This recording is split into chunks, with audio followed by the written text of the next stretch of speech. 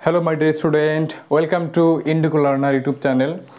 দেখো, আজকে আমাদের অঙ্ক হচ্ছে অংশীদারি কারবারের পেজ নাম্বার 203-এর 7 নম্বর অঙ্ক।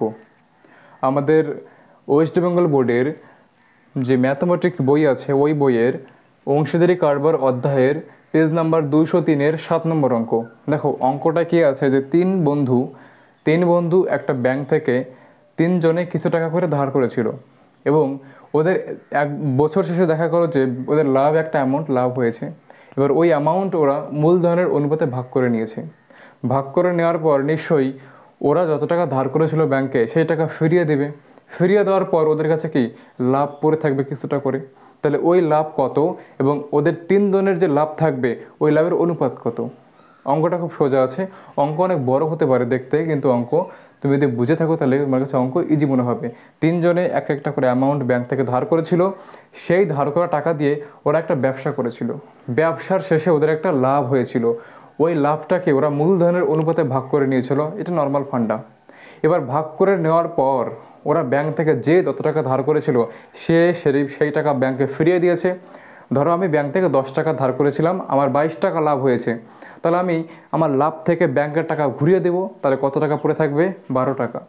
এবার ধরো ওরকম তিন বন্ধুর কাছে একটা করে লাভ পড়ে থাকবে, ওই লাভের অনুপাত কত আবার চেয়েছি। অঙ্কটা ইজি অঙ্ক, চলো আমরা শুরু করি। দেখো অঙ্কে কি বলেছে, 2 বছরের মধ্যে টাকা ফেরত দিতে পারলে, মানে 2 বছরের মধ্যে টাকা দিয়ে দিতে পারলে কোনো সুদ দিতে হবে না। এই শর্তে তিন বন্ধু একটি সমবায় ব্যাংক থেকে যথাক্রমে প্রথম জন 6,000, দ্বিতীয় জন 8,000 এবং তৃতীয় জন 5,000 টাকা ধার নিয়ে যৌথভাবে, মানে একসঙ্গে যৌথভাবে 4টি সাইকেল রিক্সা ক্রয় করেন।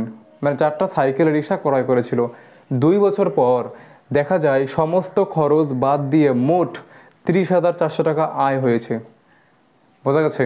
তারপর দেখো তারা সেই আয়ের মূলধনের অনুপাতে ভাগ করে নেওয়ার পর তারা সেই আয়ের মূলধনের অনুপাত, মানে এই যে এই টাকাটা ওদের মূলধনের অনুপাতে ভাগ করে নেওয়ার পর প্রত্যেকে নিজ নিজ ঋণের টাকা ব্যাংকে ফেরত দিয়ে দেয়। ওই যে বললাম যে ওদের মূলধনের অনুপাতে টাকাটা ভাগ করে নিবে, ভাগ করে নেওয়ার পর যে যত টাকা ব্যাংক থেকে এনেছিল সেই টাকা ব্যাংকে ফিরিয়ে দিবে। তাহলে কি একটা অ্যামাউন্ট আরও পড়ে থাকবে। তাহলে দেখো এখন কার হাতে কত টাকা থাকবে এবং তাদের হাতে থাকা টাকার অনুপাত কি হবে। ধরো প্রথম জনের কাছে আছে 4 টাকা, দ্বিতীয় জনের কাছে 8 টাকা, তৃতীয় জন 10 টাকা। এদের অনুপাত কত হবে? অনুপাত বের করলেই তো হয়ে যাবে। তো দেখো আমরা প্রথমে অঙ্কটা করব। ওরা কি এক একটা মূলধন দিয়েছিল, ওরা ব্যাংক থেকে ঋণ নিয়ে একটা করে মূলধন ইনভেস্ট করেছিল। প্রথমত আমাদের ওই মূলধনটা লিখতে হবে। তাহলে দেখো প্রথম জন কত টাকা মূলধন? প্রথম জনের 6,000। তাহলে দেখো প্রথম জনের মূলধন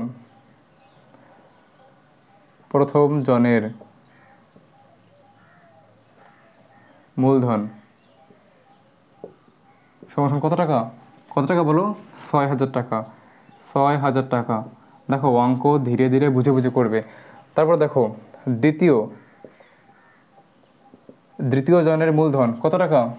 8,000 টাকা। তারপরে দেখো তৃতীয় জনের মূলধন কত?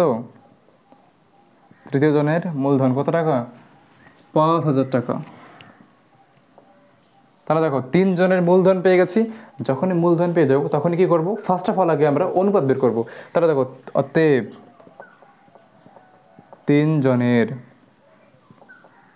মূলধনের অনুপাত, তোমরা একই লাইনে লিখবে। আমার এখানে এদিকে লিখবো, ওই জন্য ওখানে লিখছে না, এখানে লিখছি। দেখো আমরা প্রথমে দেবো প্রথম বন্ধুর কত টাকা? 6,000 ইস্টু দ্বিতীয় বন্ধু 8,000 ইস্টু তৃতীয় বন্ধু 5,000। দেখো তুমি যেভাবে নিচ্ছ, প্রথমে নিয়েছি প্রথম বন্ধু, তারপর দ্বিতীয়, তারপর তৃতীয়। মনে মনে 3টা করে শূন্য বাদ দাও, কত কত করে থাকবে? 6:8:5। যখনই তুমি অনুপাত পেয়ে যাবে তখনই আমি ধরে নিব মোট কত অংশ যোগ করে দেবো। ধরি মোট টাকা সমান সমান, দেখো যে অনুপাত দেওয়া আছে সে অনুপাত যোগ করে দাও। 6+8+5 কত হবে? 6 আর 8 যোগ করলে কত হয়? 14 আর 5 হচ্ছে 19। কত? 19 অংশ। আমি ধরে নিলাম যে মোট লাভ বা মোট লাভ্যাংশ কত অংশ? 19 অংশ। আমরা অনুপাত থেকে ধরে নেব মোট টাকার সমান 19 অংশ। এবার দেখো এই যে লাভটা হয়েছে 30,400, এই লাভটাকে আমি মনে করি 19টা খণ্ডে ভাগ করে দেবো। ওই 19 খণ্ডের মধ্যে 6 খণ্ড পাবে প্রথম জন, 8 খণ্ড পাবে দ্বিতীয় জন এবং 5 খণ্ড পাবে তৃতীয় জন। বোঝা গেছে? আচ্ছা, 6,000, 8,000 আর 5,000 আমরা কি ঠিকঠাক করে নিয়েছি দেখি তো। হ্যাঁ, 6,000, 8,000 এবং 5,000।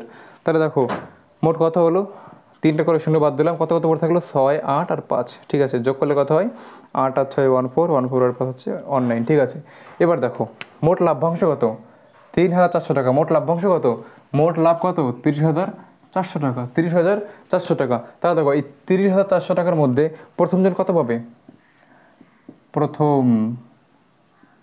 জন পাবে সমান সমান এই 30,400 ইন্টু কত, ইন্টু দেখো মোট কত অংশ, মোট 19 অংশ। এর মধ্যে প্রথম জন কত পাবে 6 অংশ, কত 6 অংশ।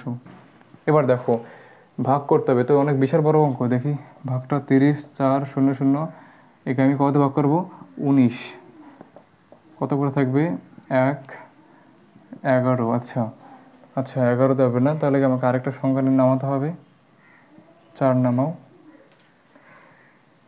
তাহলে কত দিয়ে গুণ করবো আমরা, আচ্ছা চলো 19 গুণ হচ্ছে আমরা 5 করে দেখি কত হয়, 5 না, হ্যাঁ 5 করে দেখো, 5 9 45, 5 তোমার 4, 5 একে 5 আর 9, কত হবে 45, 4 তোমার 4, 5 একে 5 আর 4 9, 95। 6 বার করে দেখো তো, 6 9 54, 4 তোমার 5, 6 একে 6, 6 আর 5 কত হবে 11, 114। হ্যাঁ দেখো তাহলে কত হচ্ছে 6, 114 আর 2 শূন্য, তাহলে কত হলো, কত হলো 1600। কত হলো 1600, কাটা গেলে কত হয় 1600।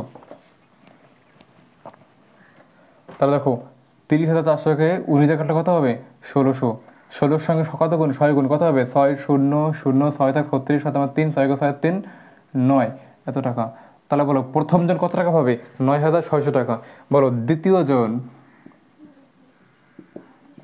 জন পাবে সমান সমান 30,400 টাকার কত টাকা পাবে, মোট কত অংশ 19, 19-এর মধ্যে কত অংশ 8 অংশ, 8 অংশ। তাহলে এটাকে 19 দিয়ে কাটলে কত হয় 16 0 0, গুণ করলে কত হবে 0 0 8, 6 8 48, 8 তোমার 4, 8 4 12।